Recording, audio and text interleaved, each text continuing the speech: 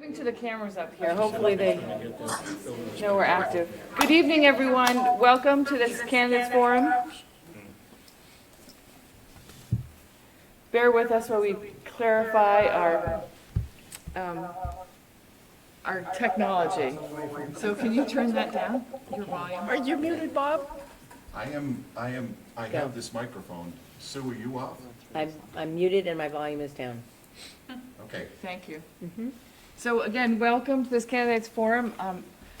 On behalf of the Katomet Civics Associates, the Taylor's Point Association, and the Pocasset Village Association, we thank you for coming here. Thank the candidates for making the effort to represent the town.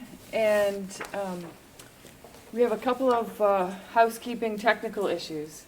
First of all, for anybody who's participating via Zoom, thank you for being here via Zoom. We're not going to be able to see you or hear you, but if you want to participate and leave any questions or comments for the candidates, please use your chat feature. Another really good way to watch online is, or through the cable station, through Bourne Community TV, is to turn into Channel 9 on your cable station, or BourneTV.com. They're live streaming it as well. The format will be our two contested races, which is the Select Board, and then the Rec Authority. There's 4 candidates for each. We have our candidates for the Select Board here to my left, and after each one of them has 3 minutes to speak, then we'll have questions from the audience, and then we'll have our Rec Authority candidates speak, and then any other candidates who are here who are in uncontested contests, they can have a few minutes to introduce themselves. Before we begin, I want to introduce Bob Dwyer, who's really done a yeoman's work getting everything together to make tonight possible. Bob is from the Pocasset Village Association. Bob? Good evening. The Katomet Civic Associates and the Pocasset Village Association have a long history of trading back and forth, and even in odd years, and co-hosting this. And we've been able this year to welcome the Taylor's Point Association and Neil Angel, who is here with us. And I'm going to turn the camera around for the benefit of the Zoomies. Those playing Hollywood Squares at home, so they can see you. And Neil, go ahead. Okay, I'd like to thank all the candidates for coming to this, taking time out of their busy schedule to sit and answer questions from the general public. And we're here to listen and pay attention. Thank you. Okay, and just one question for the folks at home on Zoom. Can you hear okay? Raise your hand. Okay, raise your hand if you can. Thumbs up. Okay. Also, the Zoomies, once again, when the question time comes around, familiarize with the chat feature that's at the bottom or maybe the side menu, and we want you to type your questions there. And apologies, I'm going to be turning this camera on my laptop around to look at the individual candidates as they speak, and then later on to the audience when question time comes.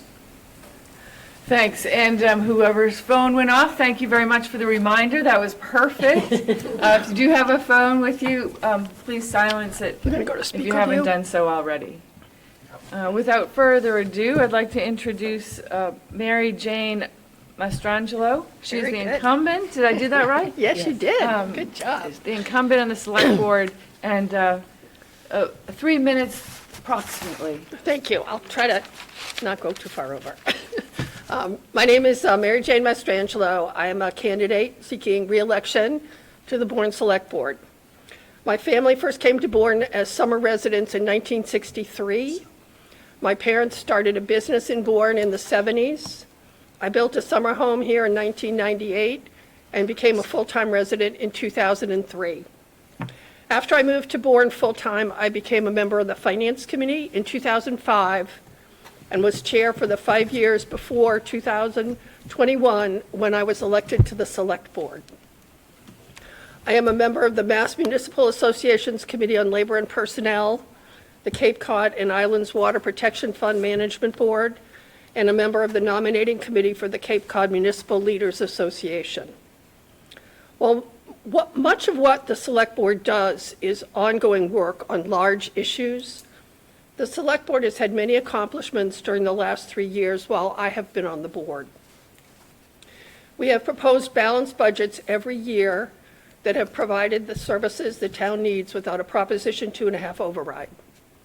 We have implemented plans for the use of ARPA funds that will provide essential upgrades to the sewer system, replace 2 ambulances, and maintain town-owned fields and recreation facilities. We have made significant progress on the comprehensive wastewater management plan that will give us a roadmap for improving water quality. We have approved a policy and process for the acceptance of private roads, which gives people living on an unaccepted road a pathway to getting a road accepted by town meeting. This is an important step because, except for Commerce Park Road and Jonathan Bourne Drive that were accepted in 1997, no roads have been accepted since 1986. All unaccepted roads are considered private roads, and the residents on the road are responsible for all repairs. This gives them a way to become a public road and have the road repaired by the town. We have reviewed and approved updated sewer regulations that hadn't been updated since the 1990s. We have signed a purchase agreement with the county to purchase the county land that was approved by town meeting in 2019. We have worked diligently to identify a site for the Southside Fire Station and continue to have it as a high priority. We have made capital planning for infrastructure a goal, and the town has issued 13 RFPs for capital projects in the last year. We have approved and moved forward with a $500,000 intersection improvement project at Academy Drive with the help of $200,000 MassDOT Shared Streets Grant, $180,000 of Chapter 90 funds, and $120,000 of town funding. We have approved a housing production plan. We have, with the help of the Recreation Committee, begun a well-thought-out plan for addressing recreational needs and upgrading recreational facilities, and we are working on a digital equity plan that will prioritize steps for improving digital equity for all residents in town. I have worked hard on the board for budget stability, capital improvements, wastewater planning, and policy development. I will be happy to answer any questions that you have. Thank you. So we're going to hold the questions until all 4 candidates have spoken. And it's next, Jean Louise Azarovitz. That's very good. Thank you very much. Yes, my name is Jean. Good evening. First, I'd like to thank everyone for coming. I'd like to thank the Potomac Civic Associates, Pecasset Village Association, and the Taylor's Point Association for this opportunity to introduce myself. I would also like to thank all the folks that supported my run for planning board member just last year. I hope I have your continued support and your vote for Select Board this year. My background, for those of you who don't know me, I graduated from Falmouth High School in 1984, earned an undergraduate degree from U Lowell, which is now UMass Lowell, majoring in sociology and economics. And in 1996, I earned my master's degree from the Conway School. While in college, my husband and I started Pinescape Landscaping, and it grew to have up to 5 divisions made up of 26 employees with healthcare benefits. We moved our business out of Falmouth to Pecasset, where we bought our first house and started our family, and then finally sold the business in 2000. But we stayed in Pecasset and loved living here. We love the town of Bourne.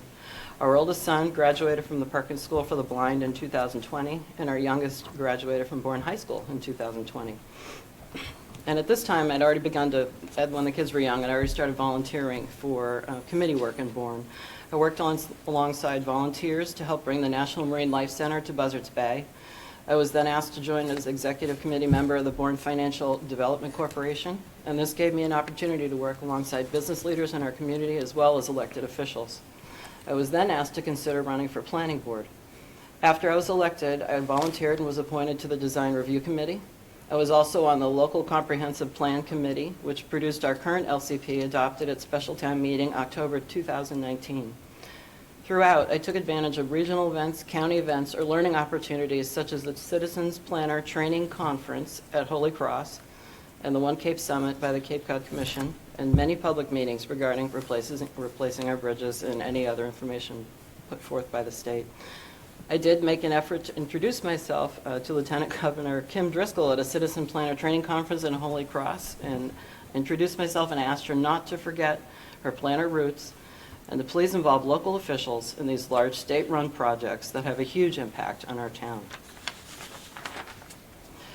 I've enjoyed working with the planning board and support staff for the last 7 years. After I was sworn in last year, I dove back to tasks in hand, and I found myself becoming more and more engaged with the activities of the select board, following up the projects, watching presentations from town staff regarding capital improvements, issues with low-lying roads, stormwater, and more meetings about the future of our bridges. When I'd heard that Jared may not be running for re-election, I discussed the move with friends, family, peers, and the planning board. And at that time, the distribution center I managed for a company in Florida decided to move to White River Junction in Vermont. And I would now have more time for meeting at events, and it was the right time to take this on. In my time volunteering with committees, I became aware that such work of any amount is vital to our town. We need to do more to encourage people to take part and get involved. We also need to respect the dedication and hard work of all the committees and their members as they sacrifice their time for Bourne by listening to their advice and recommendations. One of the most valuable things I've learned over the years is understanding how to work within the guardrails of our bylaws, rules, and regulations. The outcomes may not always be what we want. Sometimes they're disappointing, but this is part of the process. I respect that, and I do not let it discourage me. I have no personal agenda running for select board. If I am elected to be a part of the team, I will focus, respect the town charter, and work towards common goals for the best outcome for the town of Bourne. I hope you will vote for me on May 21st. Thank you. Thank I you. can say one thing, volume is going to be important with the communication setup that we have.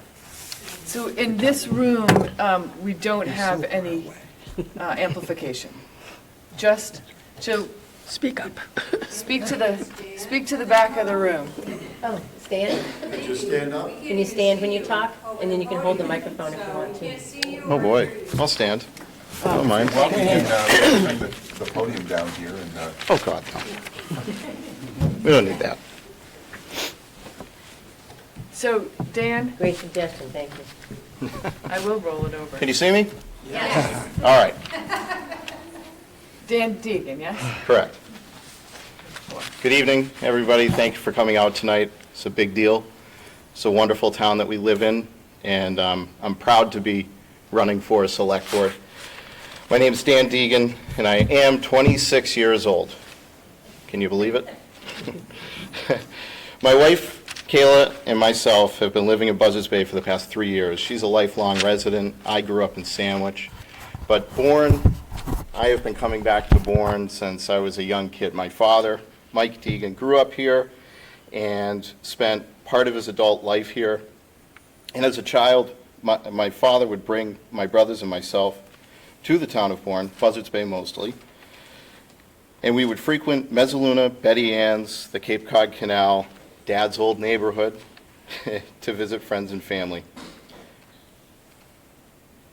Although I may not have the experience as these other candidates that are here and have been in numerous boards, as we just heard, and committees, I do hold the capacity to absorb the rules and procedural process from the other board members and become a resourceful, diligent, and problem-solving servant to the people of the town of Bourne. My hope when elected to the select board will inspire my generation to participate more in local government and in the community as a whole. We have many challenges ahead of us in this town, such as building and the replacement of the Bourne and Sagamore bridges, Joint Base Cape Cod and their proposed redevelopment with mass development, building the South Side Fire Station, general road improvements, the housing crisis, and local businesses. If elected, I will work diligently to make sure the above obstacles are dealt with efficiently and effectively. I will advocate for our residents and make sure they are heard with any concerns they may have. The current board and previous boards, in my opinion, have not produced for the people. This town has an intelligent select board, but the people need a fresh set of young eyes, me, to help kickstart this town and bring the much-needed change to the people of Bourne. We have one of the most beautiful landscapes in the whole Commonwealth of Massachusetts, and yet we are still a pass-through town during the tourist season, and this breaks my heart. We should be able to have a Falmouth Main Street or a Mashpee Commons to have attraction for not only the summer tourist, but for us year-rounders as well. We were once a destination, but have fallen behind in the times. That's why I ask you, the people of Bourne, to cast your vote for me May 21st. Thank you very much. Thank you very much. Jack? Okay. Jack McDonald. Set my own timer here. He'll let you know when there's. Okay. Oh, hi, everybody. Jack McDonald from Pecasset. It's a great slate of contestants here. I am here as myself. And I have a whole list of awesome things I've done, but I've got to tell this story. Because if I get struck by lightning, this has been on my bucket list forever. When I was a high school student in 1980, I was eating my lunch in the cafeteria down the hall. And there was a ruckus outside in the hallway, right? You got to check out what's going on. My younger brother, Christopher, who had, before it was invented, terrible ADD, had said something to one of the teachers, and this teacher was in the process, dragging him into a bathroom, little bathroom across from the cafeteria. And just like a Batman episode, bam, crash, smash, boing. What is going on? We were sort of frozen. And the door opens, and out comes this teacher with my younger brother in tow, bloodied, torn shirt, dragged to the Mr. Dunbury's office. And as he's going by me, he says, "You're next." Which I sort of blank on my memory there. The next thing I remember is sitting in my biology teacher's class. And this teacher had carved out a little space for me in the corner and had greeted me with empathetic eyes and let me just sit there with my head on the desk and do nothing while the other class participated. And shortly thereafter, he came over, put his hand on my shoulder and said, "Jack, someone's here to get you." And with nonverbal communication, he made a safe space for me. And that guy was a hero in my eyes. And that guy's name was Bob Gray, my biology teacher. And he's around today. And if he's watching and listening, here's my chance to thank him. Bourne has a cast of villains and it has a cast of heroes. And I need to acknowledge that guy today. Let's talk about the awesome things I have done some other time. And thank you for coming here tonight. And I look forward to whatever comes. Thank you. Thank you. So we'll open it up for questions. Does anybody have any questions for the select board candidates?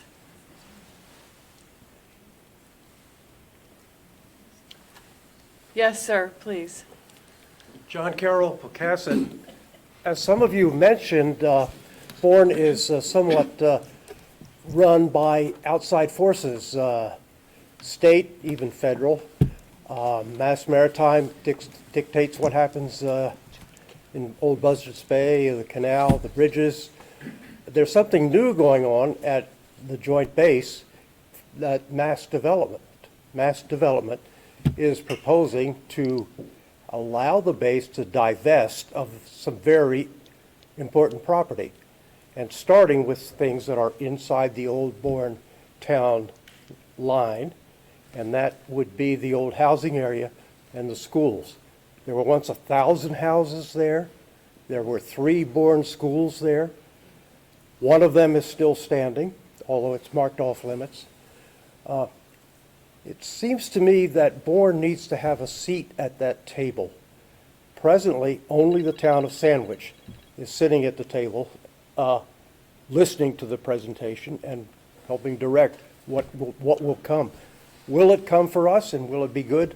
I hope Bourne will get involved in what mass development is proposing, possibly the 8th village of Bourne, if it's really going to come back to life. Thank you.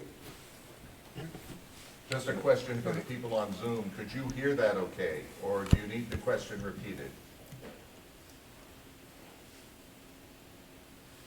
Okay. Everybody says they're okay. Okay, we're going to move forward. Okay, we'll start passing the microphone around for the same order of people to respond to that question. Let's do different order sometimes, but I'll start with this one. So I'm really pretty excited about this question. So yesterday, there were 2 open houses by Mass Development on the issue of the divestiture and what's happening in the process. So yesterday afternoon from 2:30 to 4 o'clock, there was an open house at the community building, which I attended. And it was very useful because Eric from Mass Development was there, and Dan, who's the new chairman of the board, was there, and members of the General Foe was there, and there were a lot of people representing Mass Development there, and there were a lot of people, myself, Anne Marie Saronian from Select Board was there, Jean Zarevitz was there, but I learned a lot at that, and when they were making their presentation, they said this was a collaborative effort between the federal and the state to make this a really great project. And I said, you missed something in your collaboration. You missed local.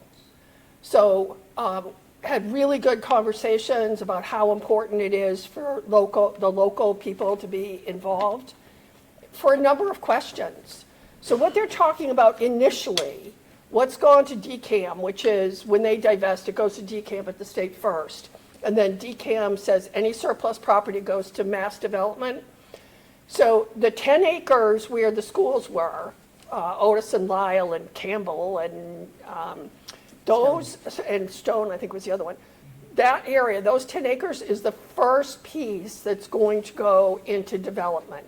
And so some of the things that they asked in there, if you've ever been to like one of those things where you put stickers on, what kind of housing was good, what kind of things would be great to have, what wouldn't be good to have. So they were really seeking a lot of public input, and that kind of input is going to be really important in the future for us all to know about and participate in. The second piece of property that I think, John, you were referring to is 220 acres that is currently military housing. That is still in the planning process because what they're going to do is find a location on the base that they haven't decided yet for providing new housing for the military, and that actually may go to Sandwich, which may be why Sandwich was in the mix. They have had discussions with staff at every town, including our town administrator. We specifically asked for them to come to make a presentation to the select board. And I won't take too much time in making this answer, but I have so much information that I got yesterday and I'm really excited about it. I think this is a great opportunity, but it's also important for us as a town to know what are the services we're going to have to provide. What are we going to get for tax revenue or payment in lieu of tax revenue? How is this going to help support the services that we get? And how are we going to plan with this? What transportation are we going to need? Do we need it, or should we have a train going there? What else are we going to have to do? So if you've seen the Devon's model, this is the way they're thinking. I think it would be really great for Bourne, but I think we need to participate. Thank you. Thank you. Jean? Yeah, I was at the same meeting yesterday, and I could echo, a lot of what MJ said, but I thought that the best part of it was that we saw a flow of how things are going to proceed, what groups are involved. We got to meet some of the key players, get their information, get their contact information, start that networking, and get ourselves up at the table as best we could. We really made a lot of suggestions about what they could do, what they couldn't do, and they gave us some reality bites about what may happen and how it may end up, being part of the state as the final answer. But I think it was nice to see the mass housing, working with the Air Force and the people from Joint Base Cape Cod together in the same room with some gathering feedback from us and having some kind of a roadmap forward and being open to working with Bourne. And it seemed like we were able to make some segue and some progress towards that. But I'm definitely going to hang on to those names in any capacity, because we need to keep coming back, just like when I met Kim Driscoll and shook her hand. I don't want these people to forget that they need to include Bourne. And also, I listened to what Jared McDonald had to say at the last select board meeting at the end, when he talked about it's the bridges, but all these connections around the bridges, the bases of the bridges, all these small connections are important to make the whole picture work, and they have a big impact on us. So what's going to happen up there? I think the future looks bright for us, but we just have to keep driving it. Thank you. Thank you. Anybody else? Great question. I wasn't at the same meeting. I don't know a lot about it, but I am for the inclusion of this town to be part of that. And it's very important for us to not only be part of that, but to develop it the way that we want to, if it does become ours. And like I said in my opening statement, we could have, the Mashpee Commons that we actually want in this town, to where we can go and shop and do what we want to do here, as opposed to going to a different town, spending our money there, and they retain their tax revenue off of our spending. I think it's very important that we get involved as quickly as possible. Sounds good to me. I'm not up to speed on that, but we should take advantage of this. I worked out on the base for a long time. My first jobs are out there. I get out there. I've gone to the jail a lot to visit folks. I've got generations of people out at the cemetery there. I live next to it. I'm concerned about the firing range and the plume and all things, Otis. Whose life didn't change when you read the headline that there was a plume headed towards Katomet? It's, the Otis is born. And let's stay on top of it. Great. Thanks, John. Thank you. Any other questions for the select board candidates? Yes. Hello, Select Board candidates. Thank you for stepping up. I'm Judy Froman, and I guess, from my interest, I would like to know how you might go about looking at all these multitudes of things that we want to accomplish, all the pulling in lots of different directions of what people's agendas are. How do you prioritize, and how do you tie it into the charter, which is very specific about what your role is? Thanks. I'll answer that. Sure, go ahead. Pass him the mic. If I was elected to the board, we all need to work together as one board, not one agenda on this end, not another agenda on that end. We all need to work together diligently and successfully for the town and be able to do everything that the residents and the board want to accomplish. Thank you.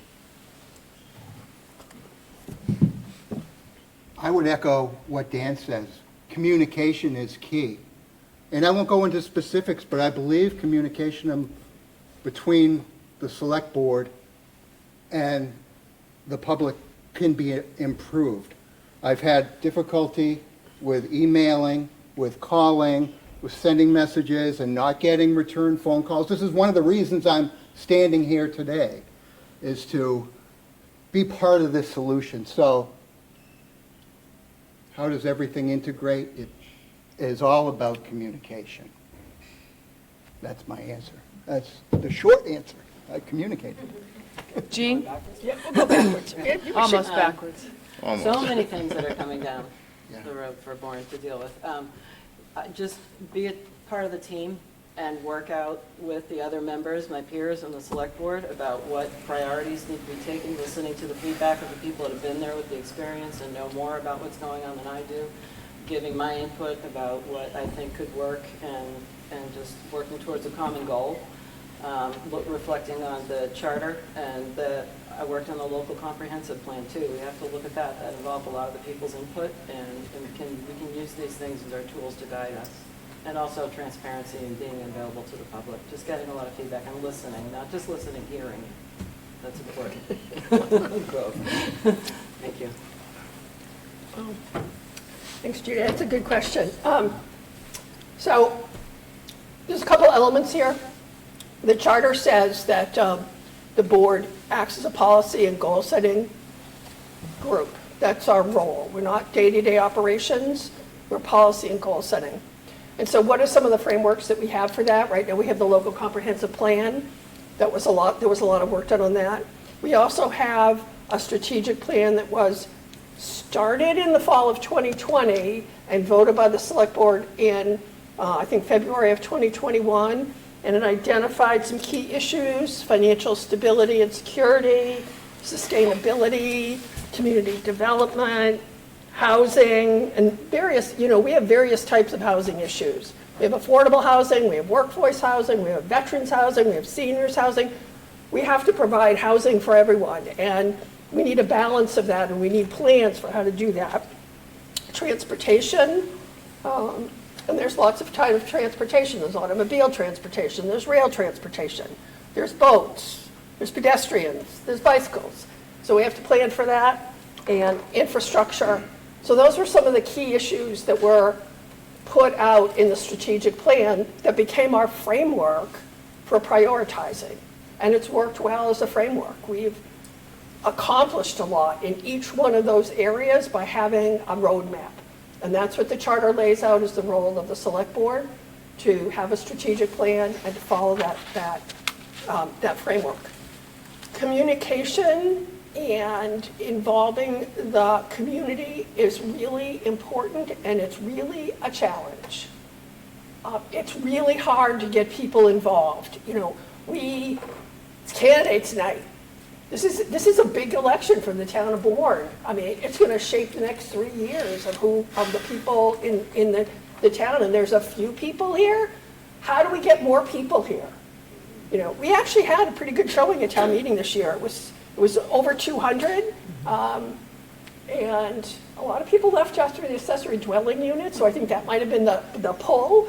But town meeting's really important. How do we get more people at town meeting? We try. But I do think one of the things I've learned in my years of service, not only here in Bourne, but before when I lived in Southborough on the school committee, community input is really important to making change.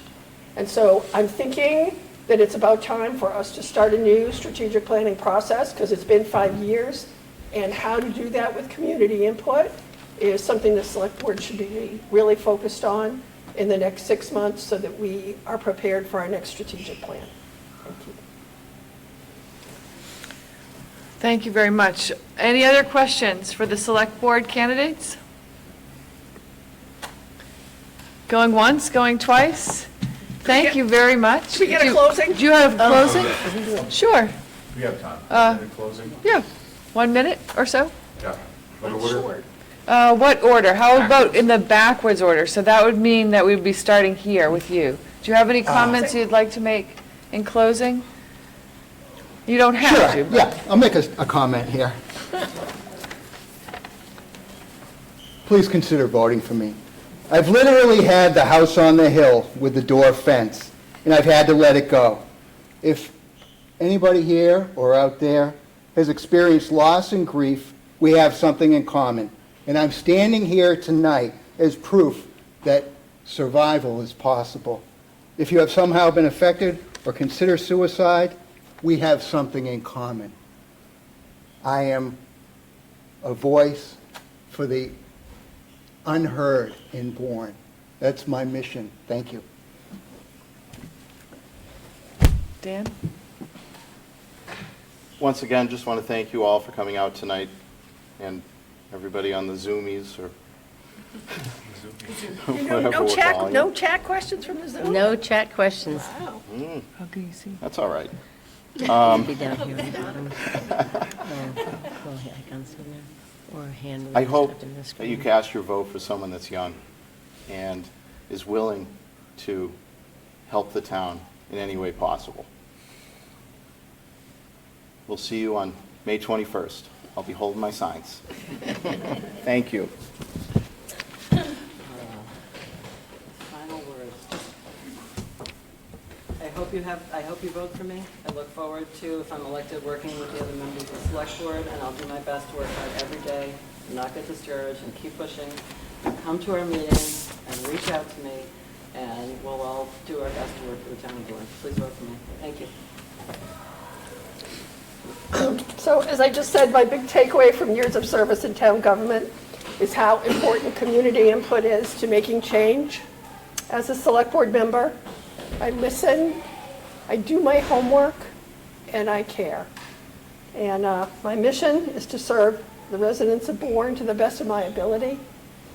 And I hope that you will consider voting for me to continue my work on the select board. I really would like to keep doing what I've been doing. So thank you for coming and thank you for listening.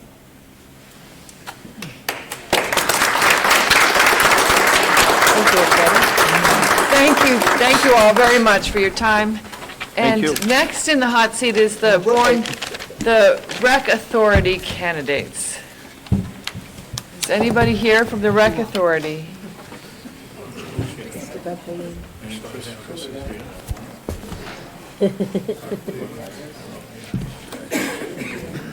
There are 2 open seats for the Recreation Authority, and we have Louis Gallo, Robert Buckley, Joseph Klusevic. Klusevic, Yes. thank you, No problem. and Chris McCarthy.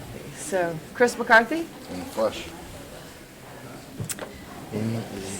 So, do we have one more person? Louis not here. Louis not here. Who's okay. been here? Okay.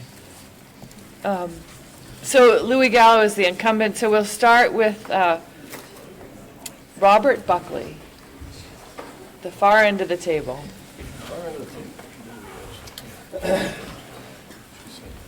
Good evening, everybody. I'm Robert Buckley. Taking me down a trip of memory lane here with some of the stories from earlier. I had Bob Gray as a biology teacher as well. I'm a graduate of Bourne High School, class of 2000. My grandparents actually moved to Sagamore Beach. They built their house in the late 50s, back when the cost of land was $500 probably. So times have changed here. But I guess I want to first start by just saying, thank you to all the people that actually volunteer their time and service to serve on these boards. Obviously, it's a problem in town, as you see a lot of seats go uncontested this year. This is my second go-around to try to get on the Recreation Authority, so a lot of this, if you heard me last year, might be very similar. So I live in Sagamore Beach with my wife. I got 4 kids.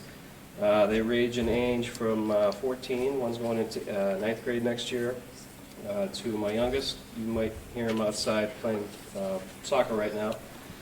He's 6 years old, so pretty busy at home.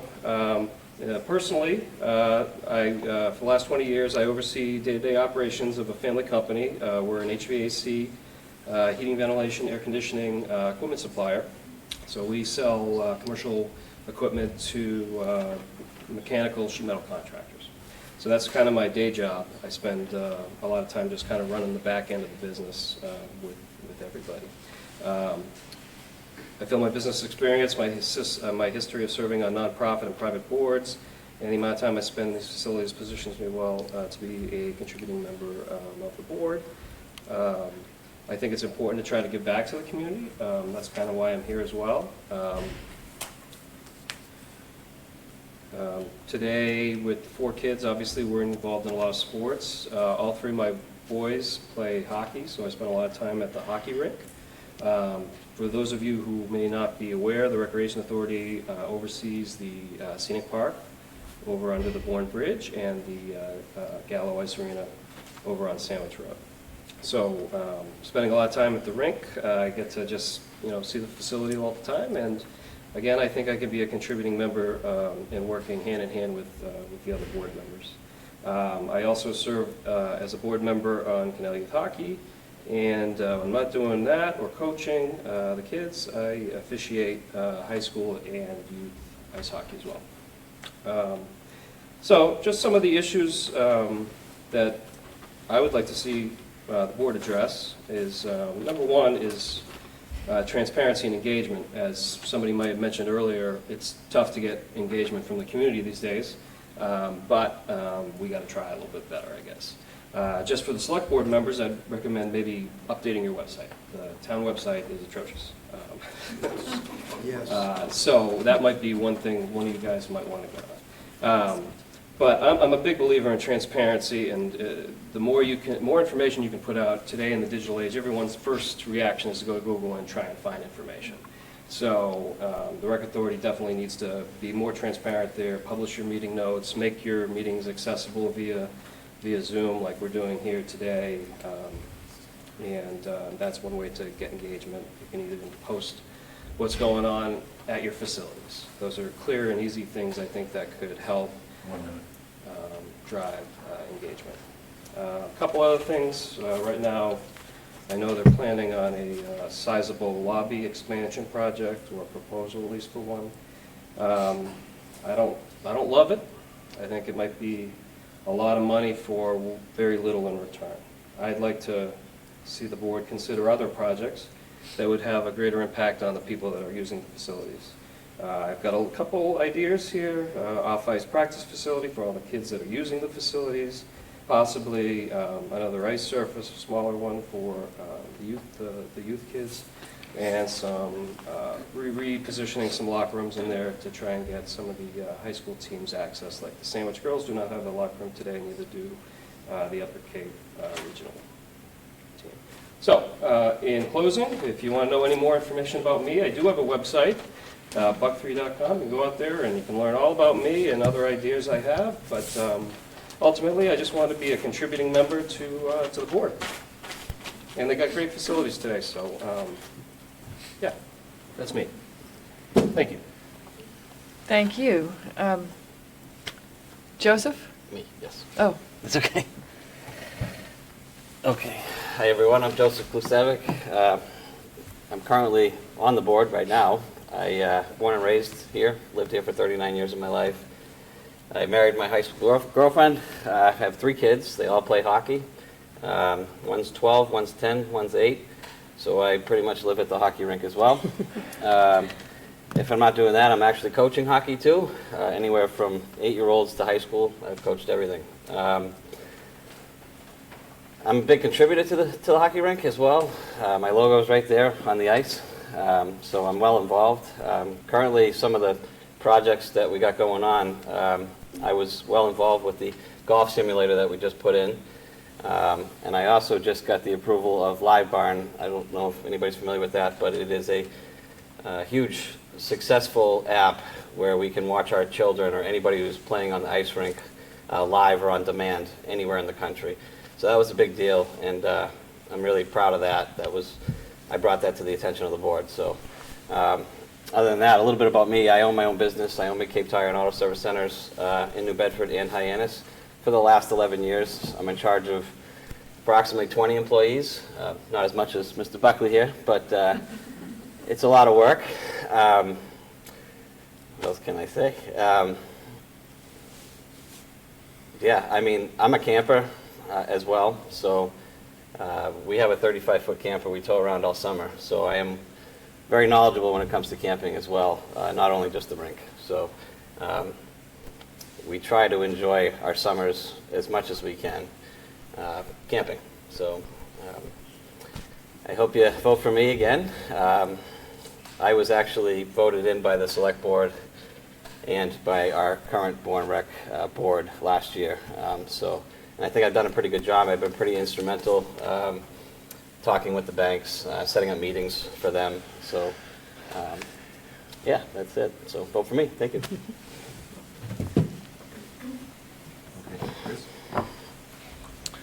My name's Chris McCarthy. I live at 7 Grissom Lane in Monument Beach. This is my third go-around at running for the Rec Authority. I don't like to lose. This will be my last time, I promise. If I do lose, I will not do it again. But, you know, I want to stay involved. I used to work at the rink. I have 3 children, 6, 4, and 2. We camp also. You know, I'm short and sweet. You know, I'm straight to business. I don't really mess around. I have my own company, cater to about 150 clients. I have 4 people that work for me. I take care of those guys. I find I get a lot more out of them and business and work when I get my hands dirty and I work with them. So I'm working all the time with them. Yeah, I want to be involved. I want to stay involved. I'm 36. We want to get younger people in there. You know, I'm a young guy. I'd like to get involved. That's basically all I got. I gave you everything the past 2 other times I ran. Not much has changed with the kids. The house is still there. The business is booming. I used to work at Falmouth Toyota for 9 years. I rode service. I've catered to a lot of you people. Yeah, if you any questions, ask away. I'm an open book. Thank you. Thanks very much. Any questions for the Recreation Authority candidates from the audience? Hi, my name is Kurt Duane. I live in Gray Gables. A lot of you guys know me. I spent 20 years on the Bourne Rec Authority, so I know it very well. I coached there, played there, it's the same as you guys, so I know the game. I got on the board way back when. It's a 50-year-old building. Wasn't a lot we could do, but we did completely renovate it.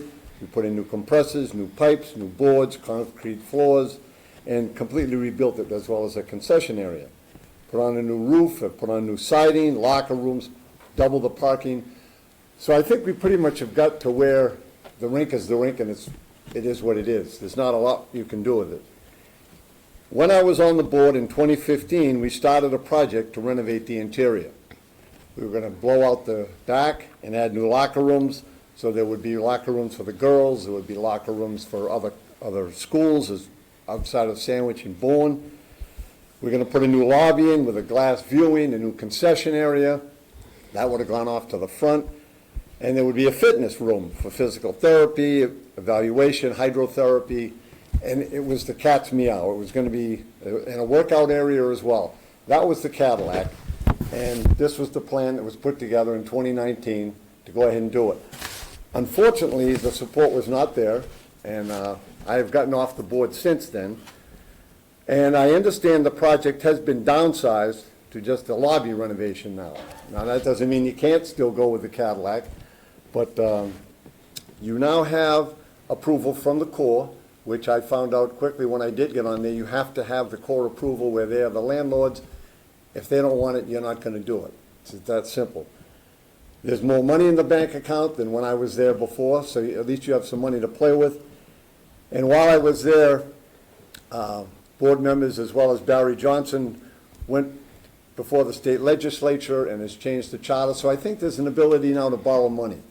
So with those 3 factors in place, my question is to you 3 guys, are you in favor of a renovation at the Gallo Ice Arena, whether it be the Cadillac with the locker rooms and the viewing area, or just a lobby expansion? I think, Bob, you spoke to it earlier, but you certainly can speak to it again. And ask you other guys, what do you guys think now that the time has changed and the world's a little bit different than when I was there? Thank you. I'll take the microphone, good sir. so everybody can hear me. All those beautiful people at home. No worries. This is a very sensitive meeting, just leave it there. Perfect. Great question, Kurt. I am for the proposed lobby addition. You go to Falmouth, they got a lobby, Bridgewater got a lobby, Barnstable's got a lobby. You leave Gallo, there's a bottleneck. Everybody wants to sit around and talk after the game. The parents want to yuck it up. If you have an area for that to happen, it's going to be easier to get out of the door as a player. I, for one, my kids play with Bob's kids, and I have 4 or 5 grandparents in the locker room because they're out in the runway. It's like, go up. Excuse me. If you go up to the lobby, sit down, relax. We'll come up. You can greet them, whatever you guys want to do. But times have changed. People want to hang around. They want to see it. They want to be in the facility. They want to be in the building. That's just another avenue and another pathway to make that happen. So, yeah, I would be for it. I mean, I was there when you guys did the first renovation. The hockey team and the program, not that it wasn't great then, but it got better over years, and we still have one of the best facilities around. I love going to that place and watching games, and there's no better view to watch a hockey game than at Gallo. I mean, it's great in there. But yeah, I am pro addition. If you don't use it, you lose it. The money's in the bank. Invest it. Thank you. Yeah, I mean, I'm obviously for it. I'm in the middle of going towards it right now, pushing it through, talking with the banks, trying to get the approval. Obviously, the elephant in the room is the bridge too, right? So we're working diligently together right now, trying to figure out what the best solution is. Yeah, I think Gallo is one of the best facilities in the state, if not the country. I think this will add quite the wow factor too. Driving by, people are going to go, I want to play here. This is where I want to be. Just an example, if you know Gallo, you know how small that lobby is. When you get to tournament games, when there's 2,000 people here, they're lined up outside, okay, waiting to try to get in and freezing cold. It's not that fun. So they tried to speed up that process, but it's not working. So I'm all for that lobby. We don't have to make it the Cadillac, but we can certainly cut costs, in different areas. That's what we're working with the builders right now. So the project manager anyway. So yeah, for it. I think we can make it happen, and I think it's going to come out pretty nice, and people are going to want to be there. And I've obviously seen the plans, and it's spectacular. So these guys have worked really hard for 10 years on it, and I'd hate to see it go away at this point. So I'm going to keep chugging along. Thanks. Thank you. Yep. Well, thank you for the question, Kurt, and thanks for your service over the years to the board. Yeah, I mean, you guys have done an incredible job over the years of enhancing the facility. It is still one of the best around. I go to just as many rinks as you guys these days. And yeah, a lobby would be nice. 100%, it would be great to have a nice fireplace and walk in there and feel comfortable and have people be able to gather and meet.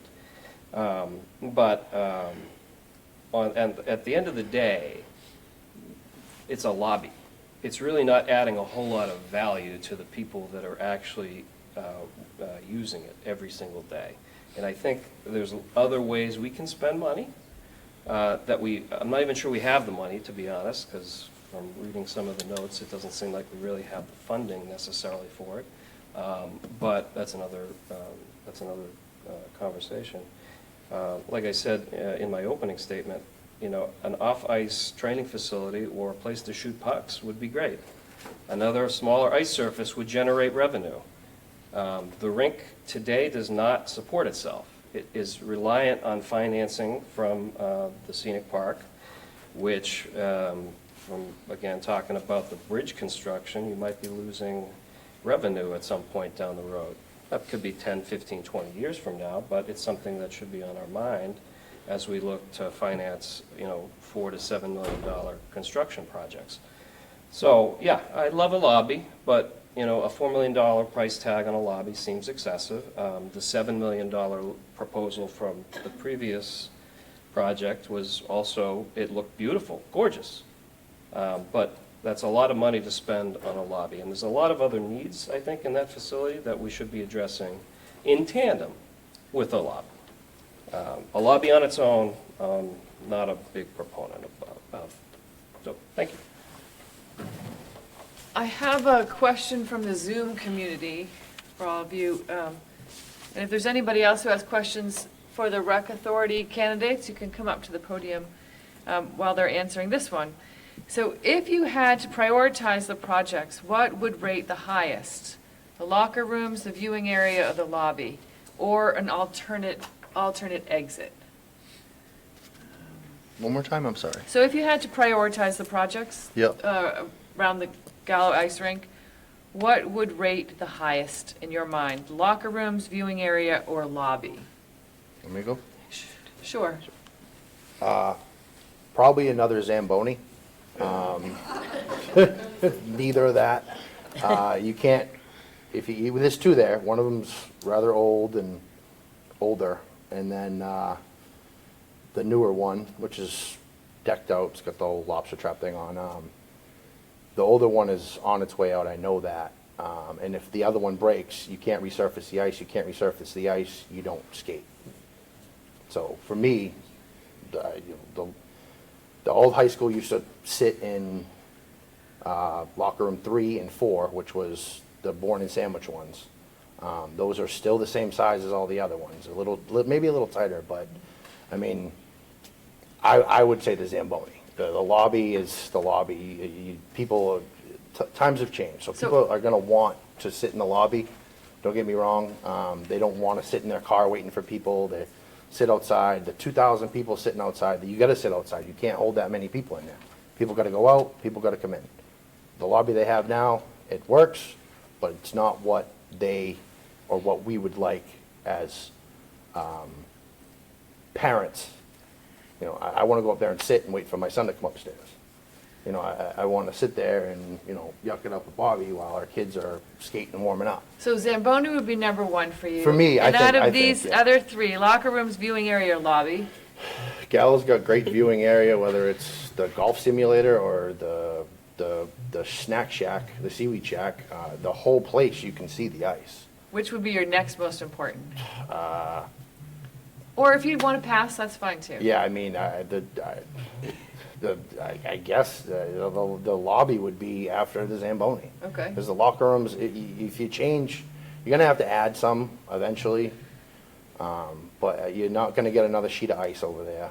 You're not going to get any kind of practice facility outside. It's a state-owned property. It's like pulling teeth. That place has ran the way it's ran for so long, and they've gotten done with what they have to get done for so long with the guys on the board. It's going to be very hard to change anything in there, my opinion, at least. So, thank you. Who's next?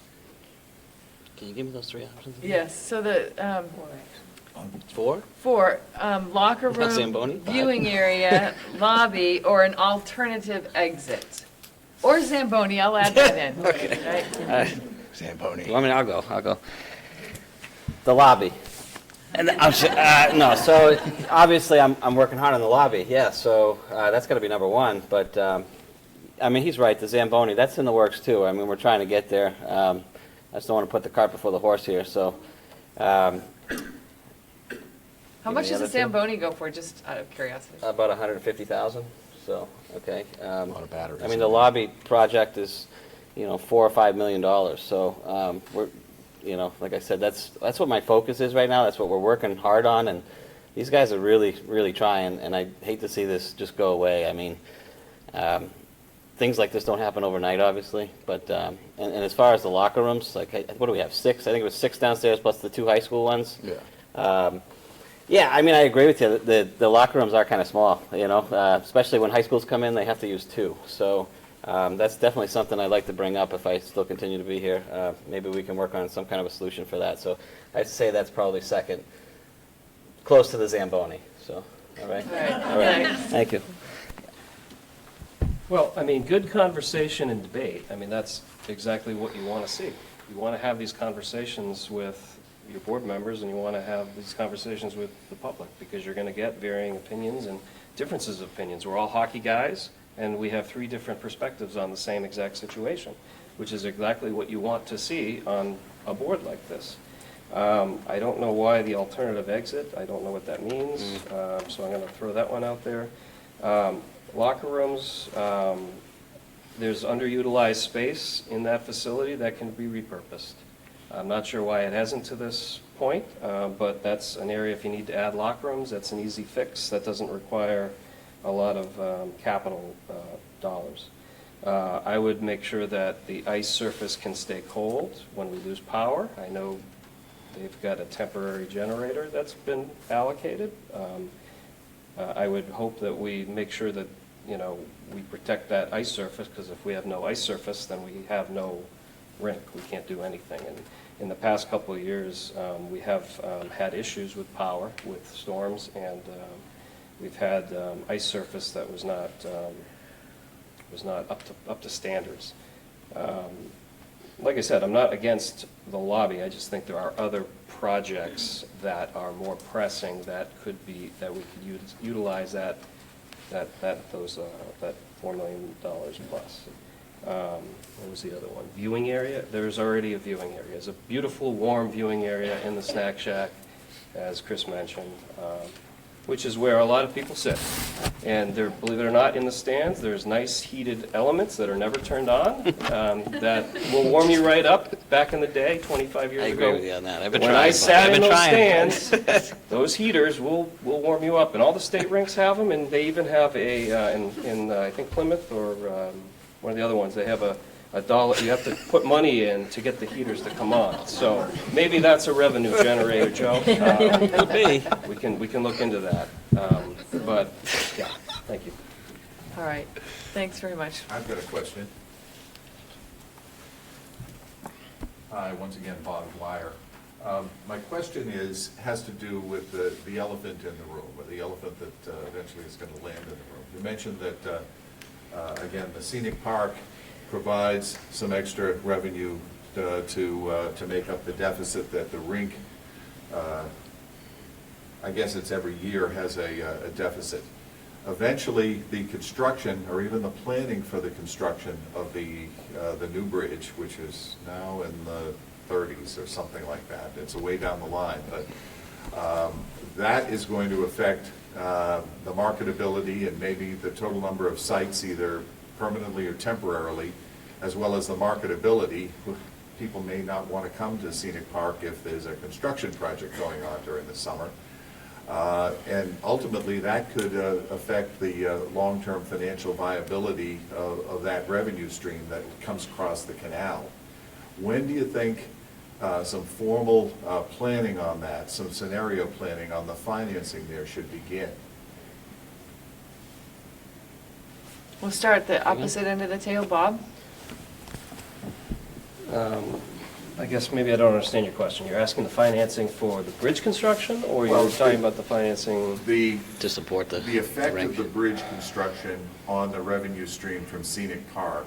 Yep. And how might that, obviously, that might affect the rink too, as well as just. Yeah, I mean, I would be scared to death right now, because, I mean, we don't know when this is going to happen, or if it'll happen, of course, that's a unknown. But I would start planning for that now, because it's going to hit you at some point, and it's going to have to be dealt with. So I would hope in the strategic plan, if there is one, I haven't seen it, and I don't know if there is one. Do but- talk for the folks in the back of the room too, just so, I know he just asked you. Sorry. Yeah, I don't, it's a problem, and it needs to be addressed, and it needs to be thought out, and if it's not, in the next 5 years, it's going to be 5 years after that. So, yes, it's a problem and a concern of mine. Me personally, I think you got to invest into the facility if you want to make the facility better and make more money. So if you invest now, you worry about it later, my opinion. Thank you. Yeah, so I agree with Chris, actually. Sometimes you got to take a chance. I mean, that's what business is about. So The campground does really well, yes. We have lodges that make exceptional money. Of course, there's a concern for the bridge, but nobody knows. Nobody really knows quite yet. So it's difficult to kind of navigate through that right now. That bridge is constantly under construction anyways, and people are still camping there. There's a 20-year waiting list for seasonals, so I don't think anybody's going anywhere.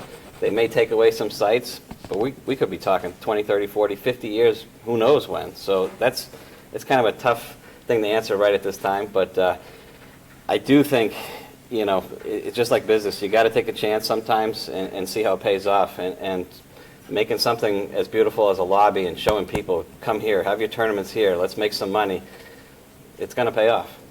That's it. Thank you. We have another question here, please. Yes, thank you. What's your name? My name is Catherine Walton from Monument Beach. Catherine, could I ask you just to speak up, because this is as far as I can reach. Absolutely. How's that better? Okay. Gentlemen, my question. I love the Gallo Arena, and I have chaired a large 6,000-person event there for 10 years.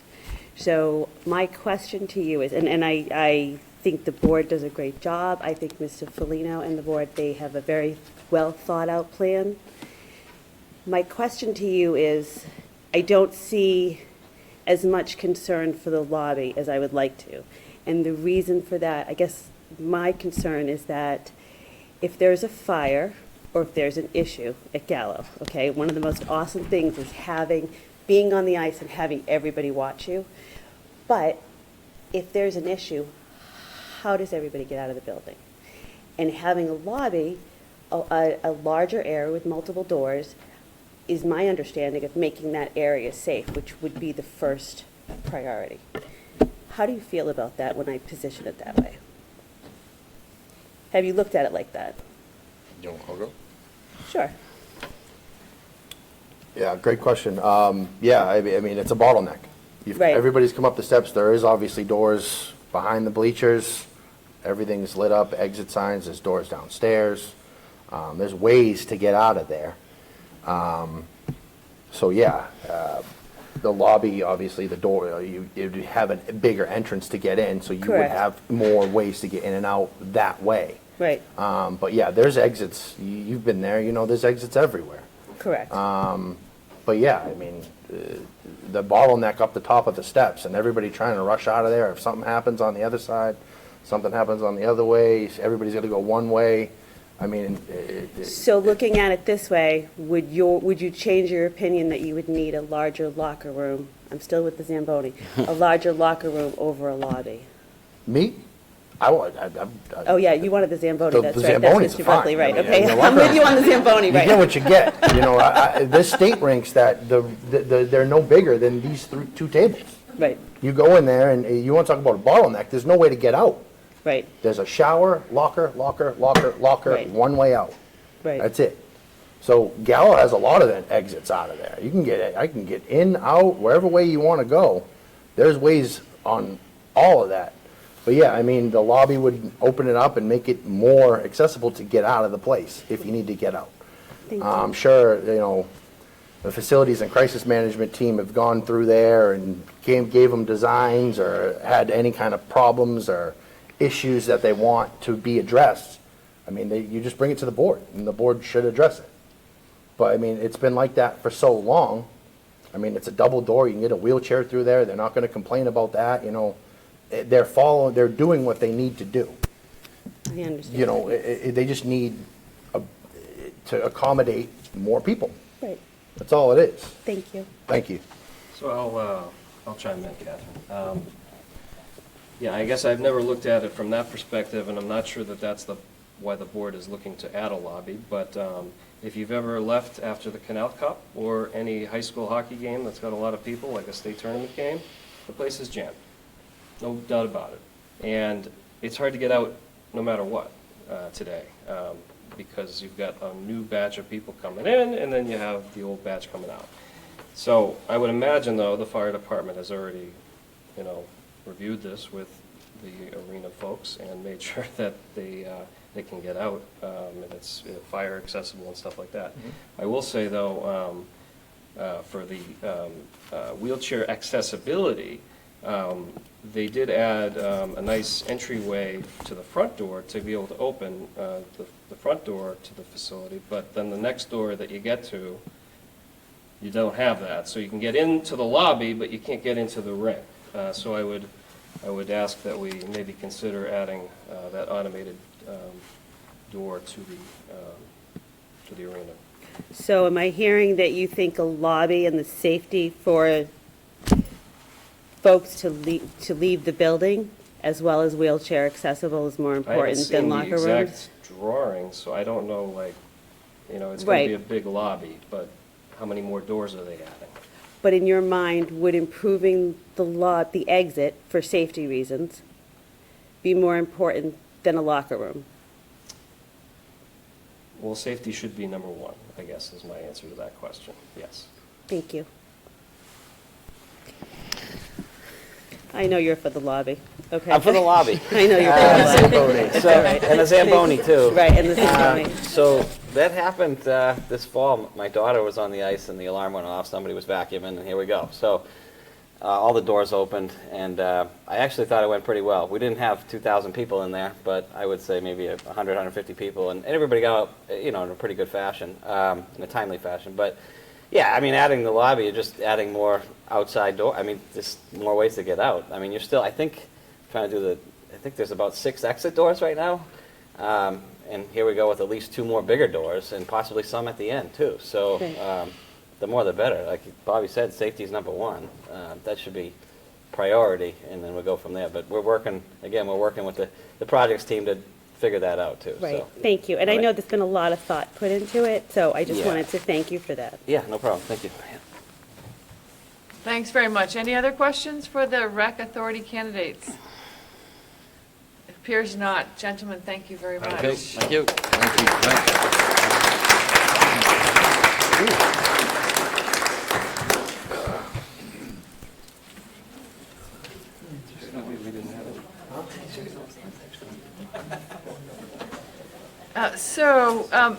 Next up, we have a chance for uncontested candidates to speak to the group.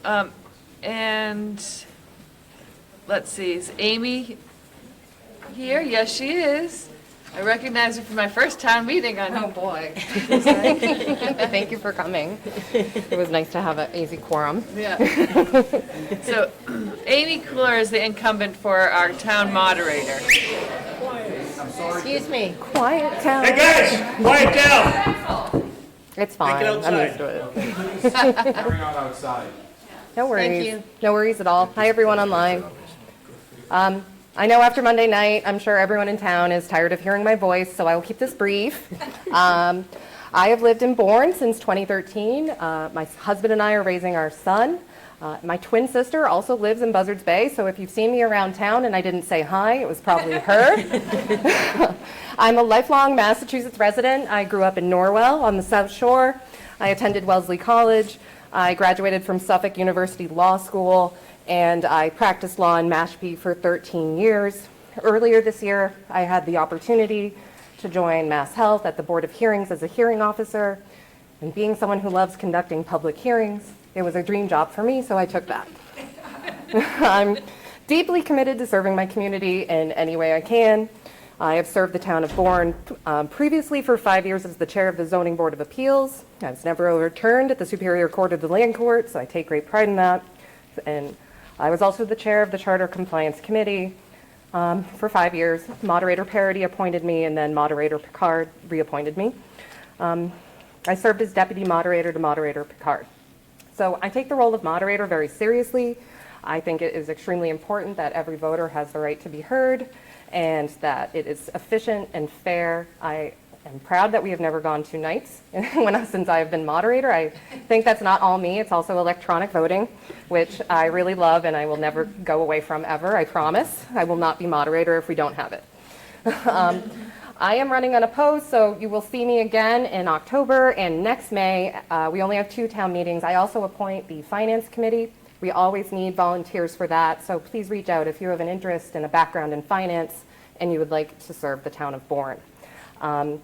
I'm running for reelection because I truly do enjoy running an efficient meeting, and I'm honored to continue to do so. I'm happy to answer questions. I'm considering doing a forum on how town meeting works because this is going to be my 4th term, and we still get folks who are new to town meeting and maybe don't know how to participate as fully. I'm deeply committed to making sure that everyone can participate to the best of their abilities. Thank you.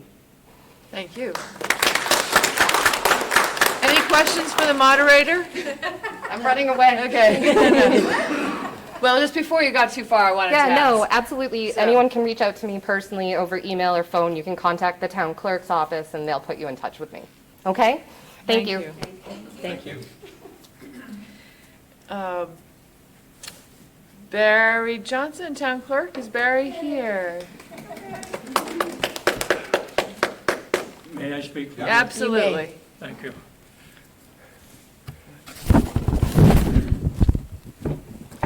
First of all, like everyone else, I want to thank the associations for putting on this evening. I've obviously participated in quite a few of these, and I also want to congratulate the other folks that have stepped up to get on the ballot this year. It's not an easy thing to do, and I want to congratulate them. I just start off, and I'll try to be as quick as possible, but I do like to talk, and people know that. So I first ran for public office in Bourne in 1972. I was elected as a selectman and a town tax collector, assessor, excuse me, and I served in that capacity for 12 years. And again, I'm running to become the town clerk. And again, if I'm elected, I'll be starting my 22nd year as the clerk. And in the Mass General laws, there are at least 278 listings that involve the clerk's office. I've been asked exactly what does the clerk's office do? Well, we have a lot of functions. We're, as the records manager, the custodian of the official town records, and responsible for the storage and filing of those records for the town. We coordinate and administer the federal, state, and town elections. We conduct the annual census. We administer the state voter registration information system at the local level. We perform certifications of legals and other documents, help in the assisting of the regular and holding of the regular and special town meetings, control the issuance of a variety of licenses and permits, such as marriage licenses, gasoline permits, permits for raffles, bazaars, dogs, kennel licenses, business certificates, and poll locations. I also administer the oath of office to all elected and appointed officials of all committees and commissions of the board within the town that either are elected or appointed, et cetera. Just as an aside, it is, I want everybody here to hear, it's tradition in Bourne that those that get elected on Tuesday night at 9 o'clock on Wednesday morning before the clock in Town Hall lobby, you get sworn in. So if anybody wants to show up, that's when to come, or obviously as you can do it at your leisure or at your schedule permits, you come on in and get you sworn in, because unless you're sworn into office, you cannot function. So we record the applicant's filing of subdivision plans, receive and record all of the appeals of the planning board, zoning board, and post the notices of town meetings, and receive claims and legal actions against the town, register all vital records, and report to the Commonwealth the Central Vital Register System, hold custody of the town seal, and authorize its use. Amy just mentioned it, and she's been a wonderful moderator, and I sit right next to her, and she's been terrific in running these past town meetings. And I also, along with others, we brought the electronic town meeting, and I want to tell you, the comments I get back is we'll never, never go back. And I couldn't agree with Amy more. The next fiscal year, starting July 1, we're going to be operating with 3 elections. Presidential primary on September 3rd, which is the day right after Labor Day. We'll be holding 1 week of early voting. And of course, November 5 is the presidential election, and that's 2 weeks of early voting. And then next year on May 20th, 25 will be the annual town election. We currently have 8 precincts, And right now, I looked it up today, Bourne is growing. We have right now residents, 22,312, and in the voter registers, 13,914 registered voters. We currently now have 8 precincts, and as opposed to 7 that we had originally. At the May 21st election, I want to state that this will be the first time that we will be using the brand-new voting equipment and the new tabulators, and taking place of the old AccuVote boxes. When you get there, you're going to see they operate much faster, and I think everybody's going to really enjoy them. If those of you who went to town meeting, this was the first time that we used what we call poll pads, and in that process, we were able to check in everybody within 15 to 20 seconds. I wish I hadn't, that was the night of the marijuana town meeting. but we didn't. And just lastly, finally, I want to say that even though I'm the town clerk, I could not do this job at all without a large gratitude to my wonderful staff. Mary Fernandez, Assistant Town Clerk, Sarita Amaral, Jamela Ray, and Linda D'Angelo. Without them, the office would not function as well as it does. Thank you, and I wish you all the best of luck. And thank you for holding this session. Thank you very much. Barry, before you go, I had a question. The 22,000, is that year-round? Hun? The 22,000 in the population number, is that year-round? Yeah. Yes, that's through the census, Through the last census. census. And only 13,000 are registered voters? Correct. Thank you. It's a lot, it's grown a lot since the last time I ran in '72, which we only had 3,500 registered voters. Oh, my goodness. You know, I'm going to point out now, just looking at the list of contests that we have in town, there's nobody running for the Board of Health. There's two seats open. And the next, go ahead. Just a question, is anybody here because they plan to be a write-in either for the constable or the Board of Health? Or do you want to be? Because now is a good chance to let people know. Because we can get your neighbor to nominate you. Showing up, that's the deal. Okay. So the next person we'll hear from hopefully is Susan Catherine Schmidt. She's the incumbent for the Jonathan Bourne Library Board of Trustees. And so there's 2 seats open and one candidate running. So uncontested. Uncontested, but my husband said, "Oh, do you really want to go if you're uncontested?" And I said, "Well, if I were contested, I would be going, so why not come and let you know who I am?" My name is Susan Schmidt. I've lived in Bourne. I bought my house here in 1999. I am a wash ashore. I came from Pennsylvania. And I'm currently a world language teacher at Falmouth High School. I taught for 16 years in Sandwich as well.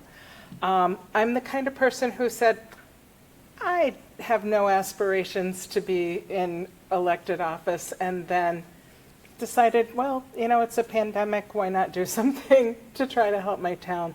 And so I ran for the library board and served for 3 years. Last year, I started as the secretary for the Board of Trustees. Through the summer, we ran a very intensive, I guess, campaign to get input for our strategic plan, and we're working really hard to keep that going and see what we can do for the town. So thank you for that. And we do have a candidate who is interested in being a write-in, Amy Sharp, 15 Eldridge, I think Eldridge, yep. Is the name of the street. So write her in, okay? But thank you for your support and for the support of the library. Thank you. Thank you, Susan. Or if anybody has. Any questions for Susan? You're off the hook. I'm off the hook. If you have a question later, you know where to find her. Anybody else? Planning board. Daniel Doucette, I don't think. He's not here. Is here. Chris Farrell. And Kathy, why don't you come on up?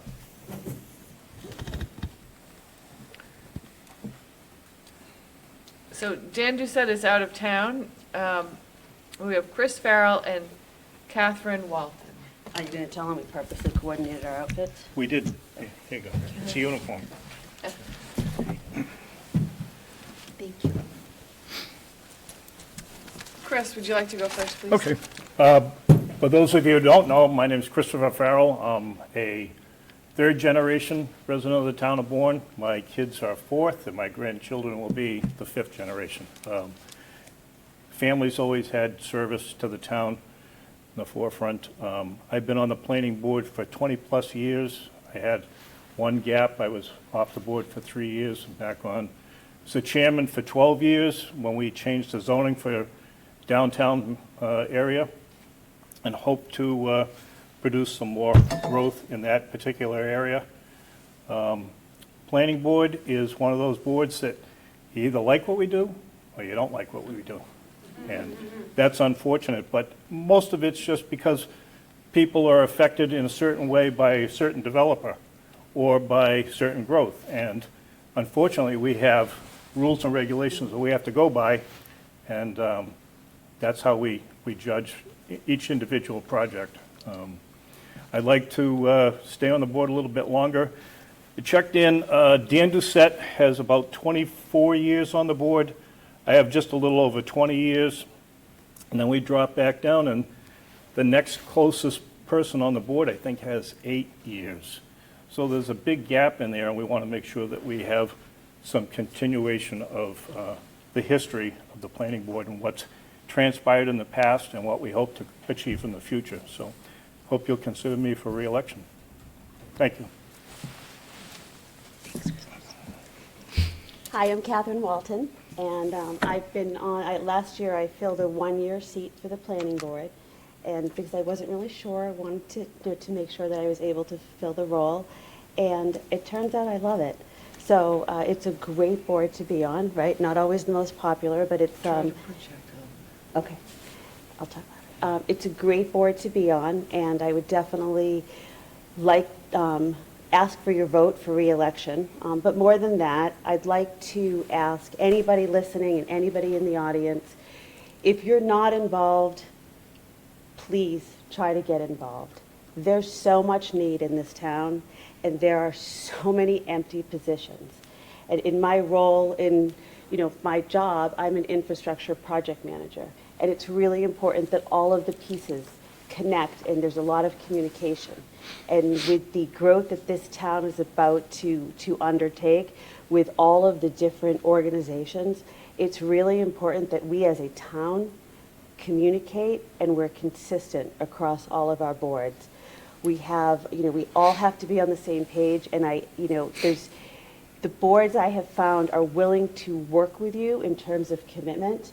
And that is, I hear a lot of people say, I don't have the time. I know for planning board, I have a big learning curve, but luckily we have the history on the board.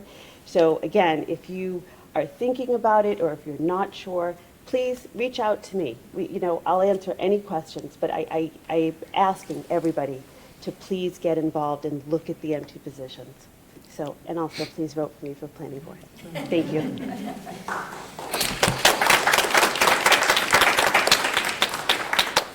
Thank you very much. Any questions for our planning board candidates and incumbents?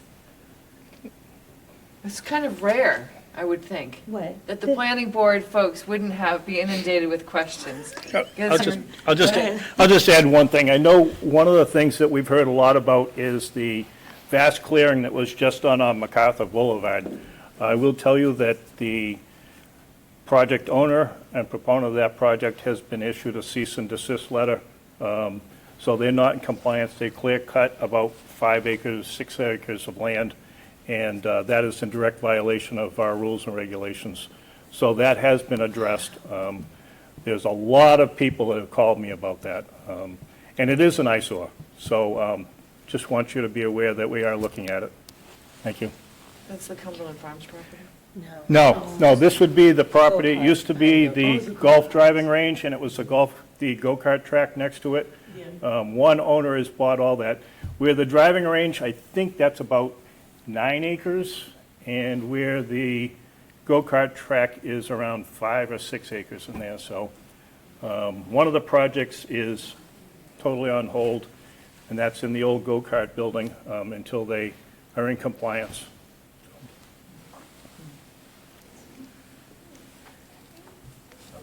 Do we have a question for them? I want to just ask one question. Sure. I live Addie Carrara from Buzzards Bay. Could you speak loudly, please, with this mic? It's Adelaide Carrara from Buzzards Bay, Academy Drive. I'd like to know if I heard that they're going to do something up in our area by Academy Drive. On Main Street, there are no lights by the railroad station. At night, when we come up to the lights, it's very dangerous. We never see anyone crossing the street, and it's been like that for a long time. Very dangerous. And I was wondering, is that going to be addressed? I'll address it. It's probably better coming from MJ, but I will tell you from what I know, that is going to be addressed. They're going to change the configuration of that intersection. They're going to change some of the crosswalks, and they are going to put new conduit underneath the sidewalks for future street lighting, similar to what's on the east end of Main Street. We first put the east end street lights in about 30 years ago, and it never continued on. So that is going to be addressed in this project. I don't know if the street lights will be right away, or if they'll start by putting the conduits and the bases in for that future street lighting. The other thing is, I think they're looking at some lights for the crosswalks themselves, because as any of you have lived in that area, you know that when people come from Wareham, they're coming out of that rotary circle, and they're coming downhill, Right. and they're picking up speed when they hit that intersection. It's very, very dangerous there. One other thing is the lights. Now, when I want to turn on to Academy Drive, and there are no cars coming down, and we have to wait, there's a green light for everyone to go by us, and we have to sit there, and at $3 and almost 60 cents for a gallon of gas, Right. I kind of, sometimes. I think the timing on the streetlights, I think that can be tweaked, but I think that will take is after the reconfiguration of that intersection, we'll take some street counts and some turning counts and things like that before they can actually time those lights. When we first put those lights in years ago, I think that's what they did, was they had to have some time to see how traffic actually moves through there before they can time it. But I do believe that you're right. I think the left turn, traffic lights and stuff, I think that can be added in there. But I was glad when the railroad put the gates down, because I came across that railroad track, and I didn't know a train was coming. Right. And finally, and I mentioned that, and they did address that, and they put the gates up. That was not a town thing, that was a state thing done That was through still the... good. Okay, thank you very much. I'll just add, Adelaide, the project is actually, the reconstruction of Academy Drive is actually starting on Monday. The project construction is starting, and there's a map, a plan of it on the town website. On the front page, we have bulletins, so you can see exactly what they're doing. But there's traffic calming that's happening. They're going to have this red brick entrance so that you know you're entering the downtown. They are not doing the lights initially because they hadn't done it, but when it came to the select board, we said, we've got to get the lights on, we've got to get it. So they are doing the conduit, and we will make sure we get the funding for the lights and get the lights in as soon as we can. But that whole intersection is going to be reconfigured. The road's going to be narrowed, so when you're walking across, it's not such a wide thing. There's going to be less crosswalks, and it's going to be more defined with more like sidewalk space. So I think it's going to be a really good project. I think you'll be really pleased with it. And prepare for construction on Right. Monday. Just so that people know, during that construction, they're going to start on the south side of Main Street, so directly in front of the railroad station or the Chamber of Commerce. So that sidewalk will be ripped up first. So if you're in the area, plan accordingly.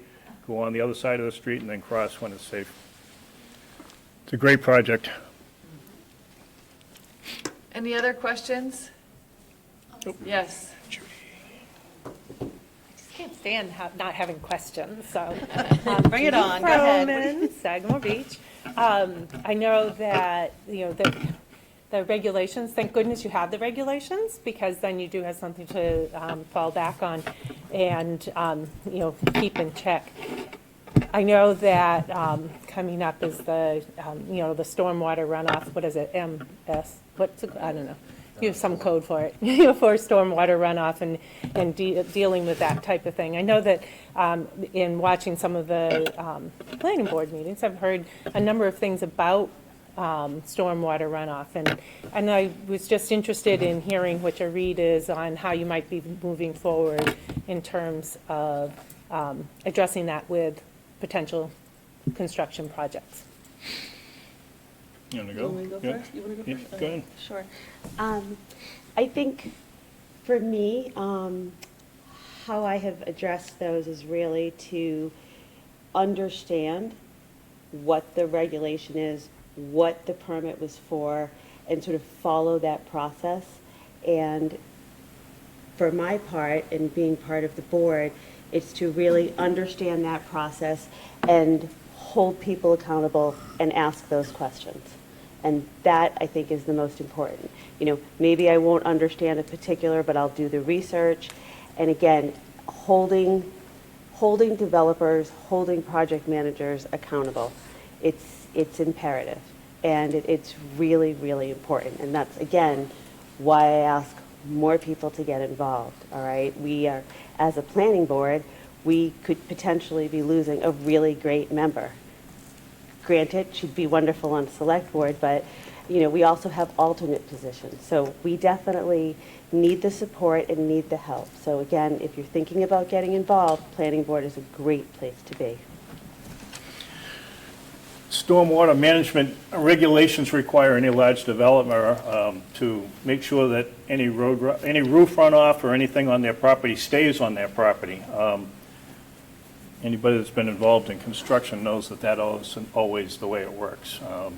We oftentimes will see road runoff, and we have a big project in Sagamore that we're going through that with several different hearings where during construction, the road runoff, unfortunately, is traveling down the street.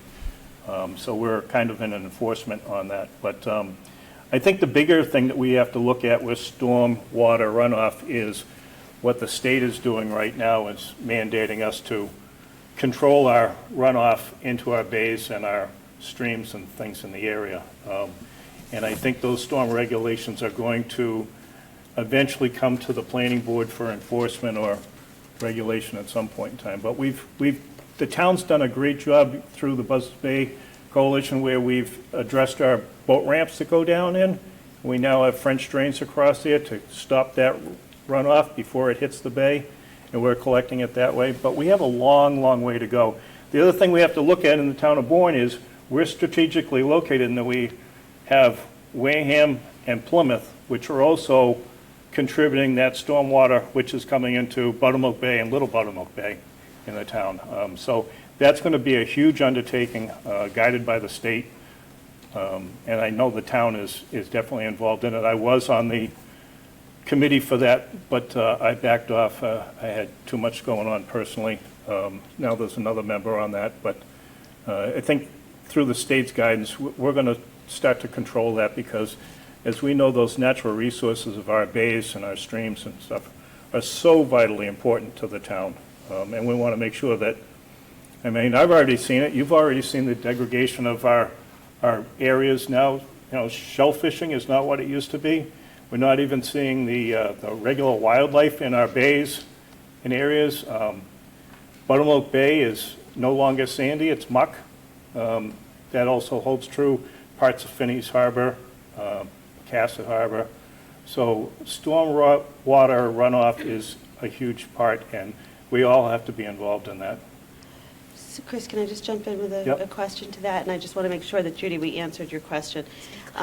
In terms of holding developers accountable. We've had several issues come up to us this past year where other folks' property has been greatly impacted by water because of something to do with the way the land was developed or the earth was moved. Again, it has an impact. We've had several of these this year. How can we do a better job of making sure that that doesn't happen in the future? Well, unfortunately, it comes down to enforcement. And one of the things that not just the planning board, but all the boards in town has had, a lot of times when we have the public hearings for a certain project, we'll put certain rules and regulations in place. And then how do you enforce it? We don't Right. have a huge amount of enforcement. All we can do is bring the proponent of the project or the owner of that area back in, and we try to get them to correct it. The We one do a in pretty good Sagamore job that with we've that, had, I actually had sympathy for the neighbors who were affected by that stormwater runoff. So I got up at 5:30 in the morning and drove down there to personally witness it during a huge downpour. I did the same thing. Where was this? That's in Sagamore Beach. I did Sagamore, the same Sagamore Beach. So, and I got down there, and I was pleasantly surprised that I actually met the developer. He was down there at the same time. So there we were at 6:30 in the morning. Some of the neighbors' complaints are justified. Some of the neighbors' complaints I do not feel were justified. Just because there's an issue over here doesn't mean that your property is specifically affected by what's happening over there. And I think that was the case in that particular project. I think when that project comes to a conclusion and the finished coat of pavement is put on the road and all the water is directed to the catch basins, I think that road runoff that those people are seeing in that area will be corrected. But the developer knows that we're hot on him. He knows that he'll see me there at 6:30 in the morning or at midnight if there's a storm, because I want to see what's actually going on. So. Thank you. Other questions? Hi, Jack McDonald. You mentioned wastewater and site contamination. This is another issue I'm running for Select Board. There's I believe, a hazardous waste site at the top of the hill, under the water tower, next where the old airsoft range was. For years and years and years, that place was used as a paintball place, and then they switched to airsoft.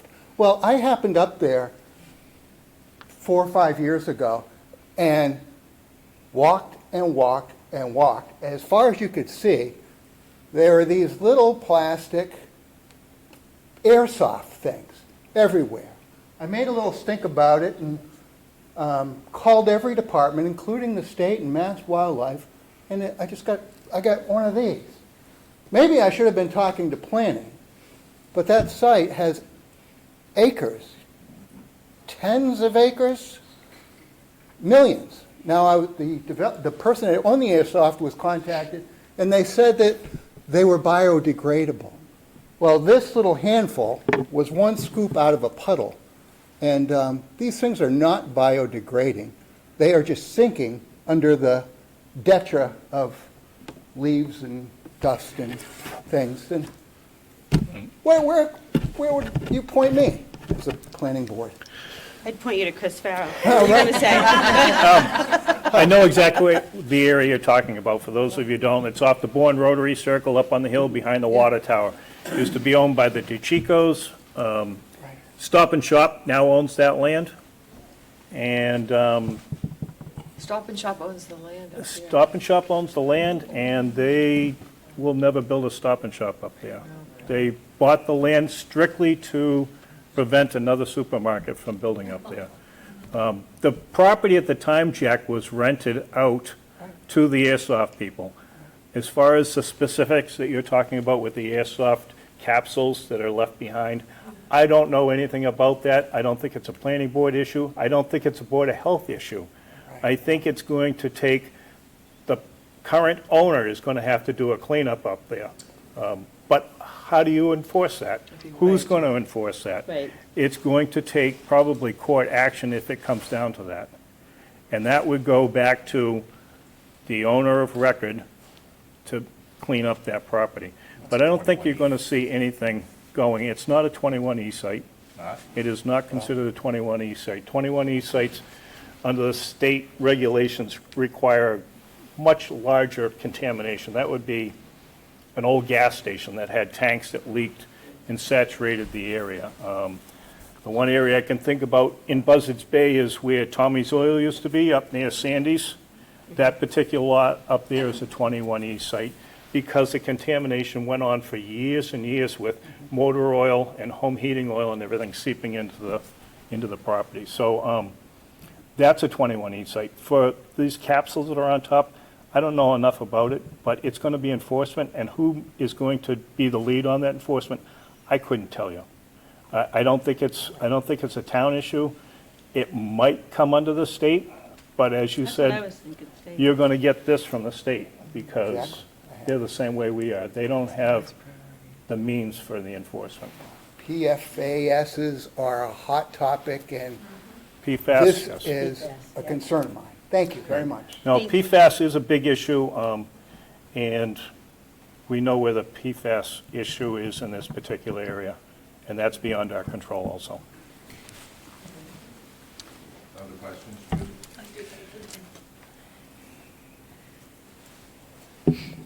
So when something comes forward and the planning board, that makes a decision and that type of thing, I often hear people say, well, can't the planning board just stop that? We have too many gas stations.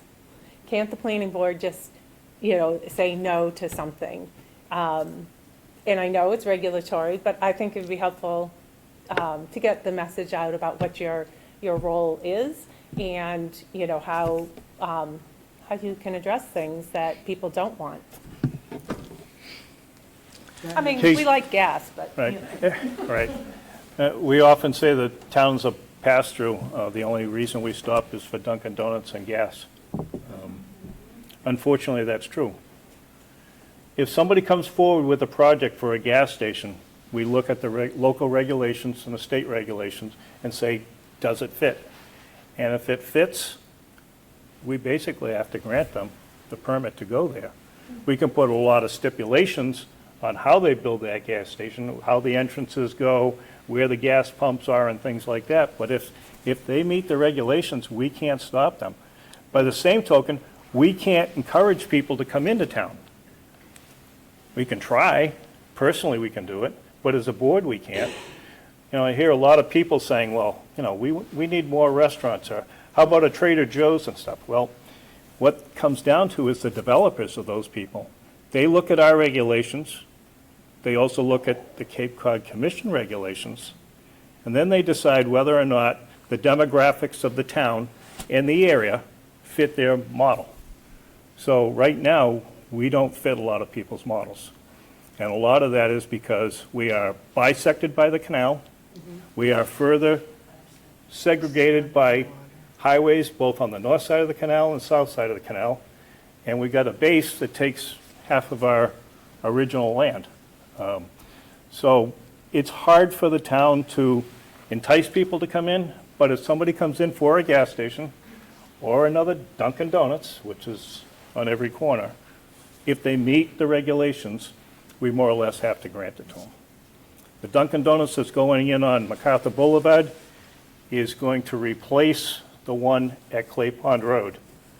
The one on Barlow's Landing Road, they have a continuing lease, which goes on for a number of years. My understanding is if the new Dunkin' Donuts on MacArthur Boulevard is successful, then the Barlow's Landing Road will also close. But Dunkin' Donuts likes to be on corners. They like to have local access as well as the highway.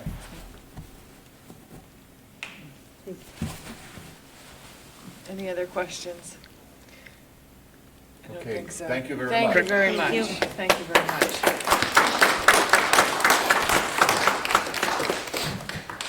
Susan, I've got a statement from Dusty Meyer that I got. Okay. Okay. So this is a statement from Dusty Meyer that Bob will read. One moment here, let me get a microphone together. Let's see. William Dusty Meyer is an incumbent, and he's a candidate for the one seat on the Veterans Memorial Community Building. And I got a message from Peter Meyer, his son. My father is an uncontested candidate for the Community Building Board of Trustees non-veteran position. After having surgery recently, he will be unable to attend in person or on Zoom. He is grateful for the town's registered voters for supporting him over the last 6 years in this position. He is on the road to recovery, and it's a lot more difficult than expected due to reactions from anesthesia, other pain relief, and nicotine patches as he tries to quit cigarette smoking after 50 years, after his hip replacement. Anyway, so that was his statement, and he regrets not being able to be here. Okay, so the last person is Carrie McCrae, and I can't. I don't see her. I don't see her. I think Is she she was on not Zoom? able to come. She's not on Zoom. She's not on Zoom. So, 8:51, I think we've wrapped it up then, unless anybody has any questions or wants to come forward as a write-in candidate for one of our open slots. Thank you all very much for attending tonight. It's really important, the work that happens in town meeting and with our elected officials, so this is a great chance to get to know everyone.